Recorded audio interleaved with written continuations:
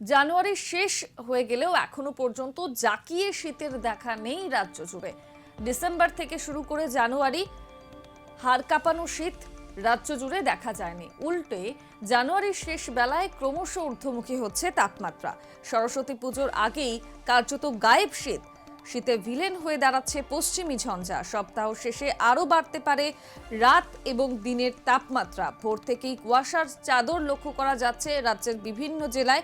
7 degree বেড়েছে রাতের তাপমাত্রা। সকাল থেকেই মেঘাচ্ছন্ন আকাশ, দেখা নেই সূর্যের। শীত কমতে শুরু করেছে রাজ্য জুড়ে। আগামী কয়েকদিনে শীত আরও কিছুটা কমতে পারে বলেই খবর, এবং আজ থেকে পরপর 3 দিন তাপমাত্রা কিছুটা বৃদ্ধি পাওয়ার সম্ভাবনা রয়েছে। তারপরে দুদিন নতুন করে তাপমাত্রা বৃদ্ধি না পেলেও তা একই রকম বজায় থাকবে। কলকাতায় আগামী 1.5 সপ্তাহে তাপমাত্রা খুব বেশি নড়চড় হবে না, তবে সরস্বতী পুজোতেও সর্বনিম্ন তাপমাত্রা স্বাভাবিকের থেকে বেশ খানিকটা উপরেই থাকতে পারে।